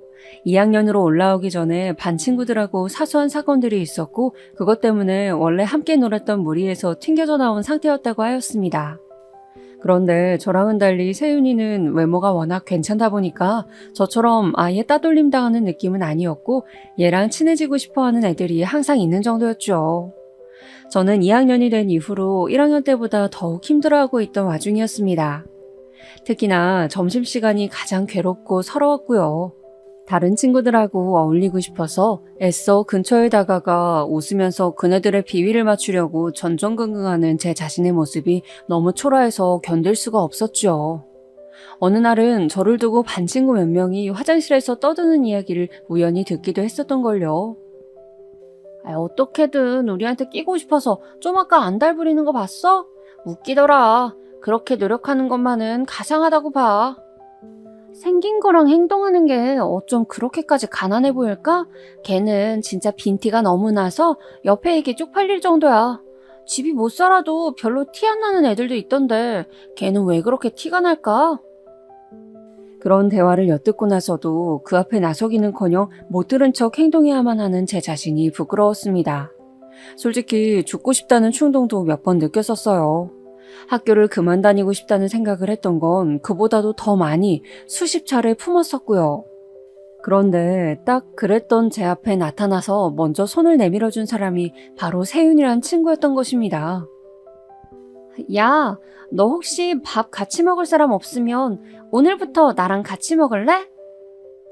저한테 세윤이가 그렇게 물어왔을 때 저는 심장이 터질 것만 같다 못해서 제가 꿈을 꾸는 건가 환청을 듣는 것인가 싶었을 정도였어요.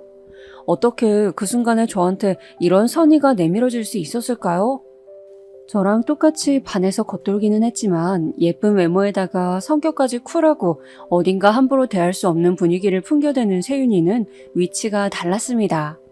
저는 얼떨결에 세윤이와 다니게 되었는데 세윤이는 저랑 식사 시간을 같이 보내주었을 뿐더러 점차 쉬는 시간에도 함께 있어 주었습니다. 저는 점점 학교 생활이 좋아졌으며 다른 친구들의 동향을 살피며 누나를 굴려대는 횟수를 줄이는 대신에 밝은 미소를 짓게 되었습니다. 세윤이와 이런저런 대화를 하면서 서로에 대해 알 수도 있었고요. 그러던 어느 날 저희 반에서 부실장을 맡고 있었던 애가 세윤이한테 이렇게 말하는 소리를 제가 들어버렸습니다. 세윤아, 너 왜 자꾸 걔랑 놀아? 걔가 불쌍해서 그러는 건 알겠는데 별로 안 그랬으면 좋겠어. 너 걔랑 있으면 진짜 없어 보여. 걔 가정환경 구질한 거 너도 들어서 알지 않아? 모두가 어울리기 싫어하는 구질하고 음울한 가난뱅이랑 왜 놀아주냐는 것이었어요.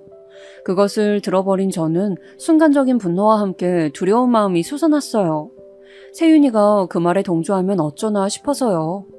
그런데 부실장이 떠들어대는 말소리를 한참 듣고 있던 세윤이가 갑자기 코웃음을 크게 치더니 이렇게 말을 하는 것입니다. 이게 되게 웃기는 애네? 야, 내 마음이야. 내가 누구랑 다니든 네가 뭔 상관인데? 네가 뭐 내 엄마라도 돼? 그러자 부실장이 말문이 막혀서는 아무 대답도 못하였죠. 조금 있다가 슬쩍 봤더니 부실장이 입을 꾹 다물고는 얼굴이 조금 빨개져 있었습니다. 저는 자기 소신대로 할 말 다 하고 마음 가는 대로 행동하는 세윤이가 정말 멋있다고 생각했어요. 저는 중학교 때부터 교우 관계에 어려움을 겪기 시작하면서 그 후유증으로 계속 허덕이고만 있었고 자꾸만 소심해져만 가고 있었는데 세윤이는 남의 시선이나 평가에 굴하지 않고 당당하게 군다는 것이 정말 놀랍기도 하였습니다. 저랑 동갑 친구인데 어쩜 그렇게 성숙할 수 있었나 싶어요. 그렇다고 세윤이가 아주 유복한 집안이라거나 공부를 잘하거나 그런 것도 아니었거든요. 나한테 세윤이 같은 멋진 친구가 생겨서 정말 다행이다. 세윤이가 아니었으면 나는 진짜 학교 관두고 싶어서 어쩔 줄 몰랐을 거야. 저는 세윤이와 점점 더 가까워졌고 갑작스럽게 가세가 기울어 그 후로 시리에 빠져 지내는 저희 집에 못지않은 가정사가 세윤이한테도 있다는 것을 알게 되었습니다. 알고 보니까 세윤이는 재혼 가정에서 자라난 아이였더군요.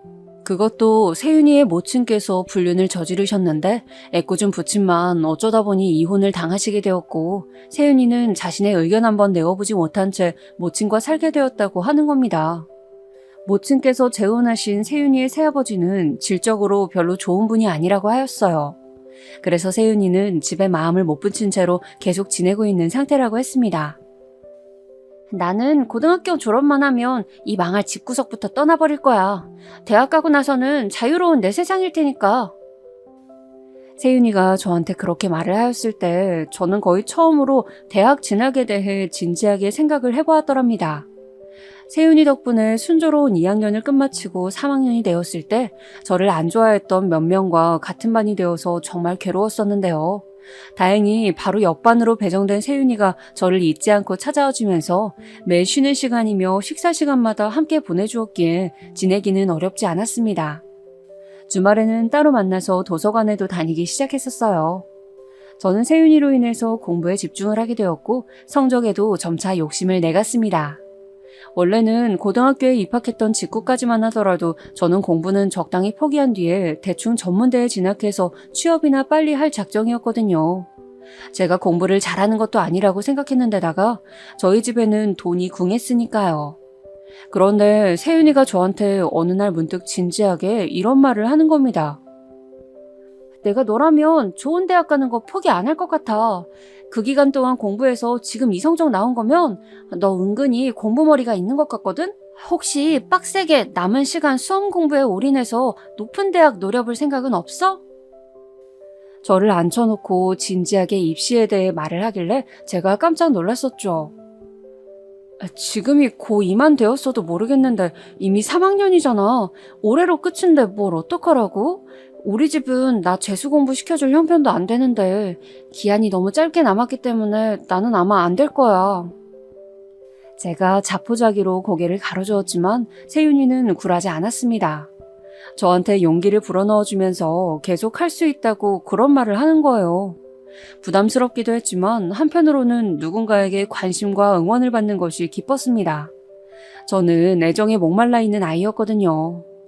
그래서 그런 따돌림 속에서도 친구 관계란 것을 놓지 못하고 제가 끼어들 수 있는 무리를 찾아서 하염없이 헤매며 비웃음을 당하면서도 친구를 만들어 보고 싶어서 아둥바둥 했었던 것이고요.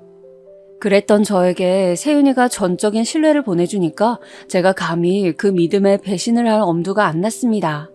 유일하게 저를 향해 손을 내밀어 주었으며 캄캄했던 저의 학교 생활에 환한 등대불이 되어준 세윤이를 위해서라도 저는 마지막 남은 시간까지 공부에 매진해보기로 결심을 마쳤습니다. 고3 때 담임선생님께서도 입시 상담에서 저에게 네가 갈 수 있는 대학의 수준은 이렇다며 냉정한 현실을 일깨워 주셨지만 저는 굴하지 않았습니다. 저는 끝까지 포기 안 하고 더 높은 대학을 노려보겠다는 답변을 드려서 담임선생님을 곤란하게 만들어드렸죠. 없는 형편에 사교육을 받지도 못했고 필요한 문제집을 다 살 수도 없었지만 세윤이가 자신의 문제집을 주었기 때문에 그것을 받아들고 열심히 공부했습니다. 적어도 그 문제집에서 나와 있는 문제들은 다 통달하고 말겠다는 각오였죠. 그리고 저는 곧 희한한 사실을 알게 되었어요.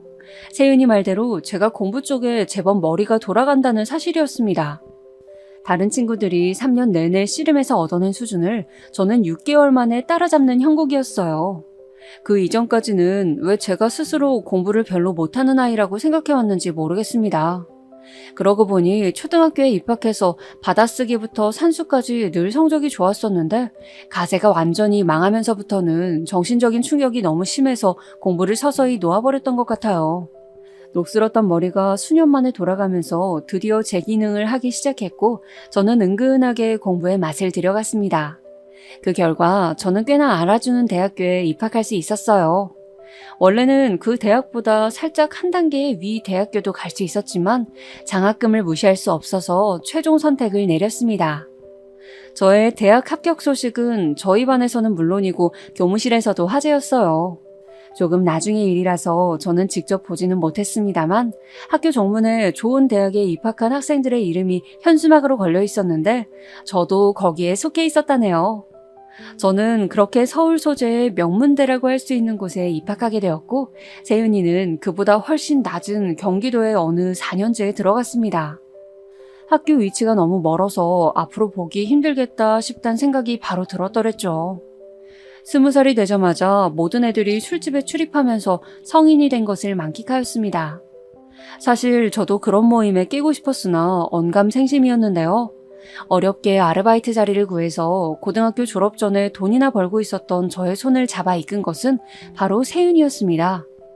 시내에 인기 많은 술집에 저를 데려가 주었는데 세윤이가 아니었으면 저는 20살을 맞이했던 첫 겨울에 그렇게 새로운 경험을 해보지 못했을 거예요. 저는 그때 인생 처음으로 맥주를 마셔보면서 세윤이에게 제가 얼마나 고마워하고 있는지를 거듭 얘기해 주었던 것 같아요. 중학교 때와는 다르게 고등학교 졸업은 웃는 표정으로 행복하게 할 수 있었습니다.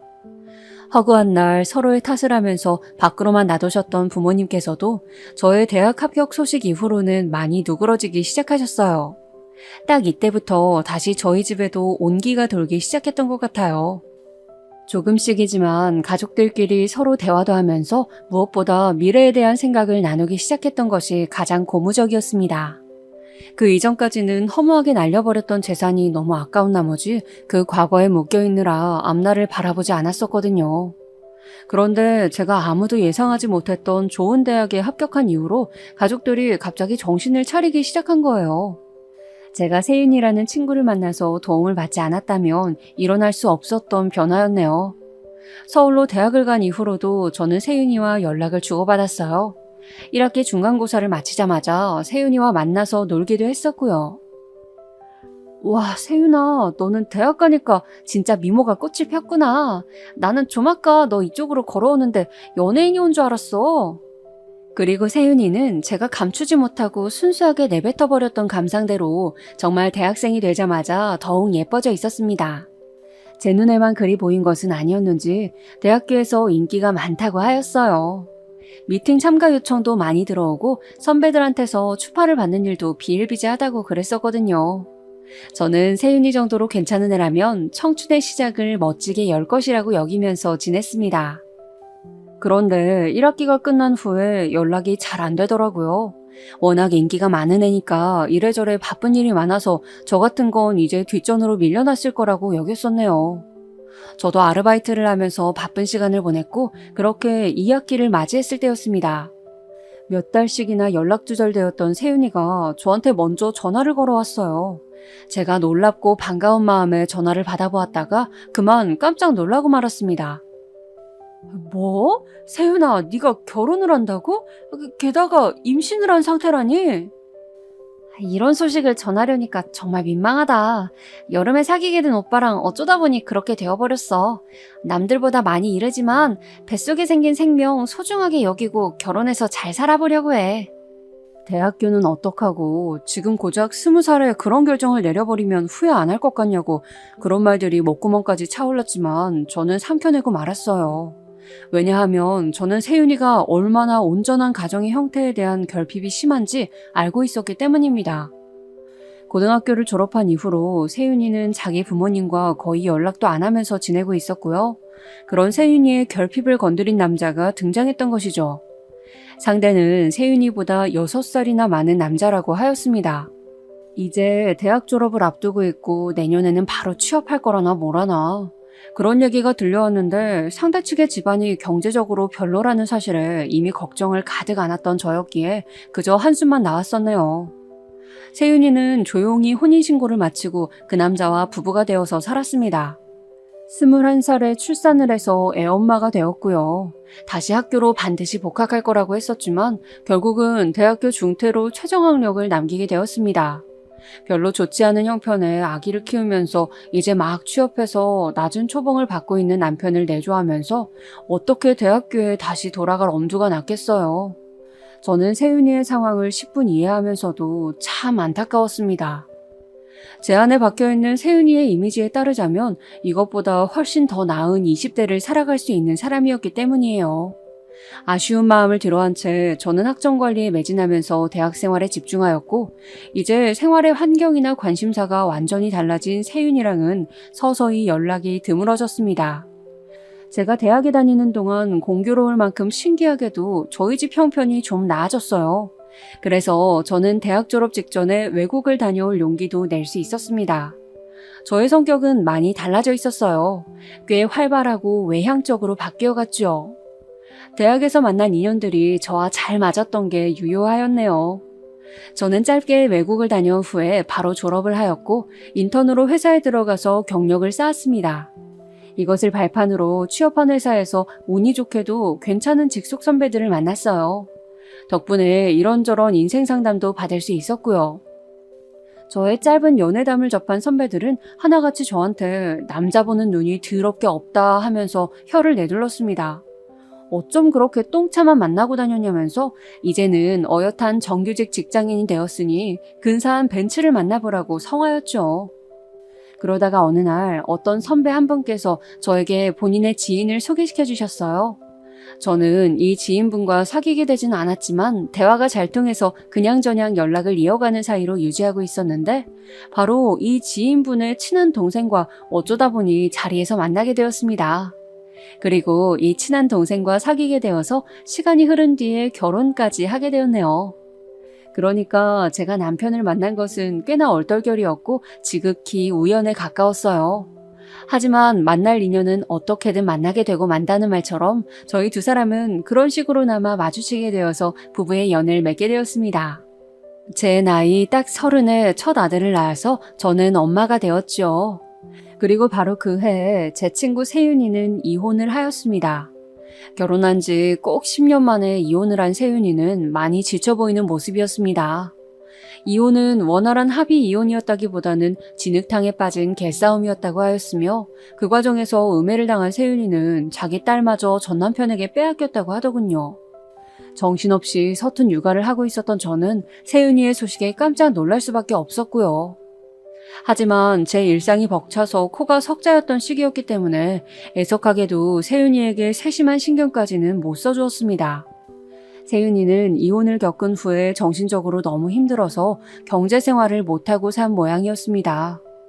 하늘도 무심하시지 하필이면 세윤이가 자기 친자매처럼 지냈던 사촌 언니를 이 시기에 교통사고로 잃기까지 했어요. 저도 그 세윤이의 사촌 언니를 한번 본 적이 있었기 때문에 뒤늦게 이 비보를 접하고 크게 충격을 받았습니다. 그 사촌 언니는 아직 결혼 전이었고 집안에 잘하는 효녀였으며 정말 성실한 사람이었거든요. 모처럼 돈을 모아서 시간을 내서 해외여행을 나갔다가 그 여행지에서 교통사고를 당하는 바람에 비명행사하였습니다. 머나먼 타국에서 갑작스레 세상을 떠났으니 세윤이가 큰 상실감을 떠안았어요. 한동안 피폐하게 지내던 세윤이는 어느 날 저한테 연락을 하기에 이르렀습니다. 저에게 연락을 하기 전에 수십 번도 더 고민을 했었다네요. 그만큼 어려운 심정을 안고 있었던 거겠죠. 내가 정말로 이런 부탁하기 미안한데 염치 없게 손 벌릴 사람이 지금 나한텐 너밖에 없어서 그래. 혹시 돈 좀 빌릴 수 있을까? 세윤아, 안 그래도 요즘 네 생각이 많이 났었어. 혹시 무슨 일로 돈이 필요한 건지 자세히 말을 해줄 수는 없고 얼마가 필요한 거야? 긴 이야기라 말을 해주기는 좀 그렇고 미안하지만 500만 원만 빌려줬으면 좋겠어. 내가 정말 꼭 필요해서 그래. 조금 급한 일이야. 뭐? 500만 원? 지금 당장? 나도 지금 통장에 현금 500이 있는지는 확인을 해봐야 할 것 같은데. 지금 내 상황이 어려워서 그 돈이 꼭 필요해. 내가 꼭 갚을게. 무슨 일이 있어도 갚을 테니까 나 좀 도와주라. 현금으로 500만 원이라니 예상보다 큰 금액이었습니다. 저는 그때 막 둘째 딸을 출산하고 난 뒤였어요. 돈 들어갈 곳들이 투성이로 널려 있었습니다. 제가 세윤이한테 선뜻 확답을 못 주고 우물쭈물 할 수밖에 없었죠. 저는 세윤이 편으로 아이 장난감이나 고급 브랜드 바디로션 같은 제품들을 몇 번 보낸 적이 있었는데 반면에 저는 세윤이한테서 아무것도 못 받아봤었거든요. 그래서 솔직한 심정으로는 빌려주지 말자 싶었습니다. 세윤이한테는 내일 다시 이야기하자면서 둘러대고 전화를 끊었지만 저는 500만 원씩이나 빌려주는 건 무리라고 생각을 하고 있었어요. 아휴, 지금 세윤이 상황으로는 500만 원을 언제 어느 때에 갚겠노라고 나한테 확실히 약속도 못 해줄 텐데 그 돈을 무턱대고 빌려줘봤자 어떡하겠어. 마음이 불편하였고 어려움에 처한 세윤이가 짠했지만 그렇다고 해서 500만 원이라는 거금을 빌려줄 수 있는 건 아니라고 판단했습니다. 그런데 참 희한하게도 말이죠. 그날따라 저희 아들이 어린이집에서 옆반 친구랑 싸웠다 어쨌다 하는 이야기를 저한테 하는 겁니다. 평소에는 그런 이야기를 하는 것 자체를 제가 들어본 바가 없었거든요. 너무 의외이기도 하고 놀랍기도 해서 그 친구랑 왜 싸웠냐고 하니까 별로 이유는 없었고 그냥 어쩌다 보니까 말로 싸우게 돼서 한 대씩 서로를 때리기로 했다고 하는 겁니다. 그러면서 저희 아들이 하는 말이 자기는 내일 어린이집에 안 나갈 거래요. 왜냐고 물으니까 그 친구를 다시 볼 생각을 하면 속에서 겁이 나고 기분이 이상해서 어린이집을 가기 싫다는 겁니다. 저는 저희 아들한테 말도 안 되는 소리 하지 말라면서 그 어린 것을 호되게 타일러버리고 말았네요. 그까진 일 아무것도 아닌데 겨우 그거 가지고 어린이집을 못 가겠다는 때를 지금 몇 시간째 쓰는 건지. 저래가지고 커서 뭐가 되려고 벌써부터 나약하게 구는 거람? 한숨을 내쉬면서 둘째 딸을 재우고 있던 저는 갑자기 강렬한 깨달음을 얻게 되었습니다. 순진무구하게 잠든 딸의 얼굴을 바라보며 저는 그대로 눈시울이 붉어지고 말았어요. 저에게도 이렇게 연약하고 누군가의 보호 없이는 하루도 날 수 없었던 아기 시절이 있었으며 어린 마음에 별것도 아닌 걸로 투정을 부려댔던 유년 시절을 보낸 바 있었고 집안 환경의 변화와 맞물려서 지독한 사춘기를 보내며 학창 시절을 버텨냈던 전적 또한 존재하였습니다. 학창 시절에는 오로지 학교만이 나의 세상이었고 그게 전부였더랬죠.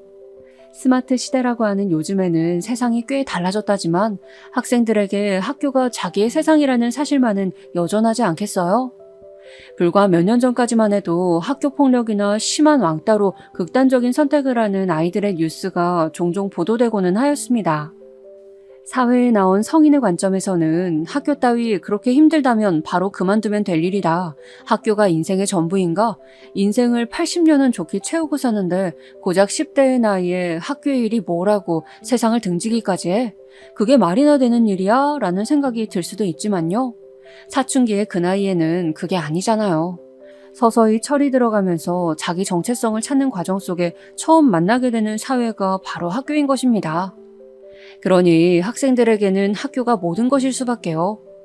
특히나 지금처럼 스마트폰이 없었던 시절에는 더욱 그랬던 것 같아요. 마땅한 도피처가 없었고 직접 눈으로 보고 듣고 겪는 좁은 세상 안에서만 살았었죠. 바로 그 시기에 나를 구해주었던 친구, 나에게 손을 내밀어 주었던 나의 유일한 친구가 바로 세윤이었는데 그런 생각들을 하면서 저는 어느새 눈물을 뚝뚝 흘리고 있었습니다. 만약에 힘든 학교 생활로 심적인 어려움에 처한 자기 자식이 있다면 그리고 500만 원으로 자식의 학교 생활을 구제할 수 있다면 그 돈 안 내놓을 부모가 세상 천지에 어디 있을까요? 빚을 내서라도 500만 원을 내겠죠. 저는 아주 값진 구원을 세윤이로부터 받은 셈이었고 그것은 저로 하여금 더 이상 500만 원을 빌려주는 걸 망설이지 말아야 한다는 생각으로 번져나갔습니다. 저는 조심스레 남편에게 말을 꺼냈어요. 제 여고 동창의 사정이 어려우니 500만 원을 빌려주고 싶다면서 말이죠. 제가 진짜 300만 원만 되었어도 제 선에서 혼자 처리하고 남편한테 속으로 죄를 짓고는 말았을 텐데 500만 원이란 금액이 크다 보니까 남편에게 말하지 않고는 이걸 처리할 수가 없었습니다. 나도 세윤 씨라면 몇 번 얘기 들어서 잘 알지. 우리 결혼식 때도 가장 일찍 와줘서 늦게까지 있었던 너랑 가장 친한 동창이잖아. 맞아. 나랑 가장 친밀했던 친구고 지금도 그래. 자주 만나지 못하고 산지 오래되었지만 나한테는 여전히 고마운 친구가 바로 세윤이야. 내가 자기한테 나 학창시절에 있었던 일을 자세히 말은 못했었는데 아무래도 지금 해줘야 할 것 같네. 세윤이한테 내가 엄청 많은 도움을 받았었거든. 저는 남편에게 저희 친정집이 폭삭 망해서 집안 분위기 개판나서 계속 힘들게 지냈던 일부터 시작해서 억울하게 학교에서 당하기 시작한 따돌림, 그리고 고등학교에 진학해서 힘들어할 때 세윤이가 손을 내밀어 주었던 것과 어째서 대학 진학에 욕심내게 되었는지까지 다 터놓았습니다. 남편은 저에게서 처음 듣는 제 과거사에 놀란 눈치였지만 대체로 조용히 다 듣고만 있었어요. 생각이 많은 얼굴이 되어서는 고민 좀 해보겠다 그러더니 다음날 출근해서는 회사에서 저한테 연락을 해왔습니다. 세윤이한테 그 돈 빌려주자며 호락의 말을 해왔습니다. 저에게서 그런 이야기까지 다 들어놓고 돈을 빌려주지 말자고 하는 건 자기로서는 도저히 못할 짓이라며 웃더군요.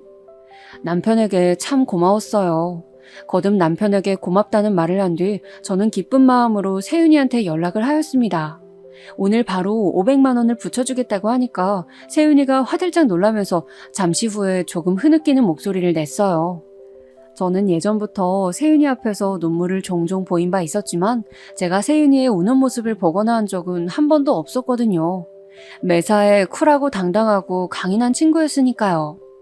그런데 저한테 정말 고맙다면서 눈물 섞인 목소리를 내는 것에 제 가슴이 뭉클해졌습니다.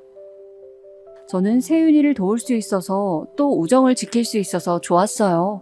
세윤이는 저희 부부 덕분에 자기 급한 불을 끌 수 있게 되었다면서 고맙다는 말을 몇 번이고 반복하였습니다. 그러더니 사흘 뒤에 연락이 와서는 올해 안에 꼭 갚겠다는 약속을 해왔어요.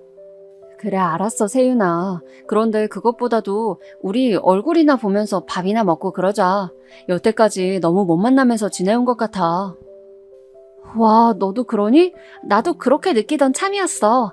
이혼 전부터 내가 너무 정신이 쏙 빠져 살아서 너랑 연락하면서 자주 얼굴도 보면서 그렇게 지내고 싶었는데도 그러지를 못했어. 우리 앞으로 그렇게 지내자. 나도 이제 시간이며 마음의 여유가 생기는 것 같거든. 모처럼 밝은 주제로 통화를 이어가다 보니까 금세 재미있게 대화가 이어졌어요. 저는 대학에서도 괜찮은 친구를 사귀었고 직장 생활을 하면서도 좋은 사람들을 만났지만 이상하게 종종 연락을 하면서 때때로 만나기도 하는 그 사람들보다도 한참이나 연락이 끊겼다가 어느 날 갑자기 연락이 되고 또 소식 없이 지냈다가 문득 연락을 한 번씩 주고받았던 세윤이처럼 편하게 느껴지지는 않았습니다. 성인이 된 이후로 저와 인연을 맺은 사람들은 알지도 못하고 상상하지도 못하는 제 음울한 학창시절을 아는 건 세윤이 뿐이라서 그런가 봐요. 이상하게 편안한 느낌이 있더라고요. 저는 얼마 후에 세윤이를 저희 집으로 초대하였고 저희 애들하고도 인사시켜 주었어요. 특히 세윤이가 저희 둘째 딸을 보면서 무척이나 예뻐해 주었습니다. 무슨 아기가 이렇게 예쁘냐면서 오만 호들갑을 다 떨어대며 어쩔 줄을 모르더라고요. 그런데 저는 그렇게 말을 하는 세윤이를 보면서 예쁜 본판이란 참 어디 안 간다는 생각을 하고 있었습니다. 마음고생을 오래 해서 초췌한 느낌이긴 하였으나 세윤이 특유의 미모는 여전하더군요. 나이가 들어서인지 이제는 성숙한 매력까지 더해진 것 같았습니다. 세윤이를 보면서 저는 애 둘 낳은 엄마가 되었다고 너무 퍼질러지지 말고 몸매 관리며 외모에 신경을 써야겠다는 생각이 들었더랬죠. 내가 종종 이렇게 놀러와도 될까? 지하철 타고 오니까 못 올 거리가 아니었네. 너희 집에 와서 이렇게 시간 보내니까 너무 좋은 거 있지? 세윤이가 눈을 빛내면서 그렇게 말하는데 그 앞에 대고 어떻게 아니라고 할 수 있었겠나요? 무조건 자주 와도 된다고 하였죠. 세윤이는 그날 저희 집에서 나가는 길에 마침 귀가하던 제 남편을 마주쳤습니다. 서로 안면 정도는 이미 있었기에 인사를 나누었고요. 와, 세윤 씨 오랜만에 보는 것 같은데 새삼 정말 예쁘게 생겼다. 고등학교 때도 인기 많았었다고 했지? 저렇게 예쁘니까 여고에서도 인기가 많았던 거구나. 그런데 남편이 혼잣말을 하듯이 그런 소리를 하는 게 아니겠어요? 제 친구의 외모를 칭찬하는 것, 그 사실 자체는 나쁘지 않았으나 이 남자가 제 남편이란 것에서 기분이 왠지 가라앉는 것만 같았습니다. 제가 세윤이를 보면서 얘는 나이가 들어도 여전히 예쁘구나 하는 걸 느낀 뒤였기 때문에 더 그랬었나 봐요. 그래도 그때는 그러려니 하고 넘겼는데 몇 주 후에 세윤이가 저희 집에 또 놀러 왔을 때 남편하고 저희 애들하고 다 같이 모여 앉아서 밥도 먹고 과일도 깎아 먹고 그런 날이 있었어요. 그런데 유독 남편이 세윤이를 보면서 환하게 웃어주는 모습이 자꾸 제 눈에 들어오는 겁니다. 세윤이가 무슨 말을 하면 반응도 크게 해주었고요. 저는 그런 것이 신경 쓰이는 제 자신이 너무 못난 것 같아서 티를 내지 않고자 애를 썼습니다. 아무렇지 않은 척 사랑하는 제 남편과 가장 친한 친구를 대했습니다. 하지만 남편이 세윤이와 휴대폰 번호를 교환했다는 사실을 알고 나니까 심장이 쿵 가라앉고 말았어요. 만에 하나 할 말이 생기더라도 나를 통해서 전하면 될 텐데 왜 굳이 번호를 서로 주고받았지? 비상연락망이라는 핑계들은 뭐야? 나 몰래 둘이서 계속 연락을 주고받는 건 설마 아니겠지?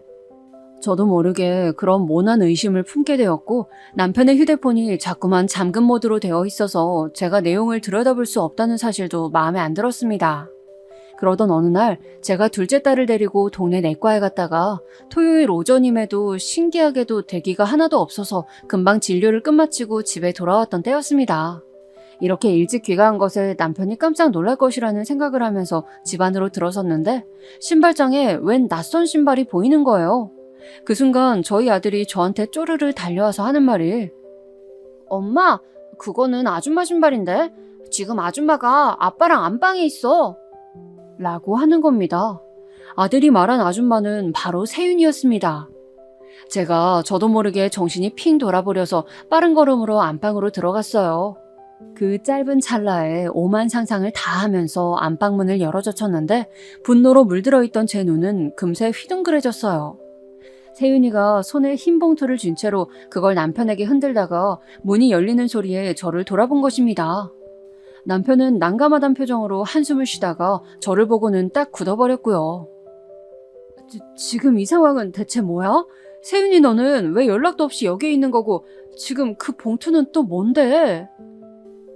당황한 저를 보면서 세윤이는 앞불싸 하면서 어쩔 줄을 몰라 했습니다.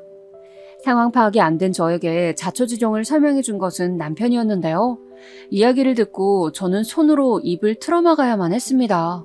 속에서 울컥 올라오는 것을 참으려다 보니까 그렇게 되었죠. 간략을 해보자면 세윤이는 저희 부부에게 빌린 돈을 원금보다 더 갚으려고 했던 것입니다. 저의 계좌에 500만 원을 붙일 작정이었고 또한 현금 100만 원을 따로 준비해서 남편에게 저를 위한 선물을 사달라며 그 돈을 봉투에 넣어 전달하려던 순간을 제가 포착했던 거예요. 그 봉투 안을 살펴보자 현금 100만 원과 더불어서 작은 쪽지가 함께 들어있더군요. 그 종이에는 제가 좋아하는 연예인, 선호하는 색깔, 저의 입맛 같은 게 적혀 있었습니다. 저를 꼭 좀 잘 챙겨달라는 짧은 글귀까지 읽고 나자 정말 눈물을 참을 수가 없어서 그냥 울어버렸어요.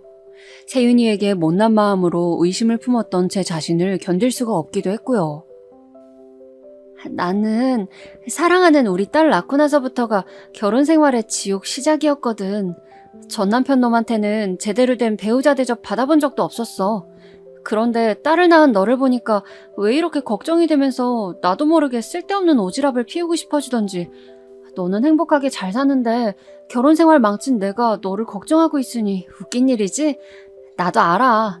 그래서 너한테는 내 불안을 얘기 못하고 자꾸 네가 행복하게 잘 사는 게 맞는지 확인하려고만 들었어. 진짜 너무 부끄럽고 미안하네. 세윤이가 눈물을 훔치면서 그렇게 말을 했을 때 이제서야 그간의 태도를 이해할 수 있었어요. 10년을 힘든 결혼 생활을 시달린 세윤이는 저를 보면서 혹시나 저도 그렇게 될지도 모른다는 불안감을 한번 느낀 이후로 그것을 떨쳐낼 수가 없었다고 합니다.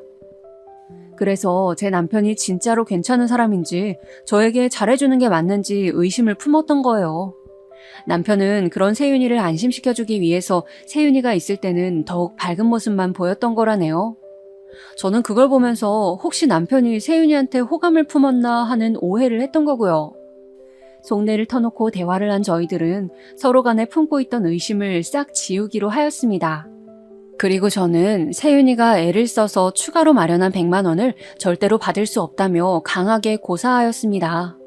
당연히 남편의 뜻도 일치했기에 세윤이는 뜻을 굽혀야만 했네요.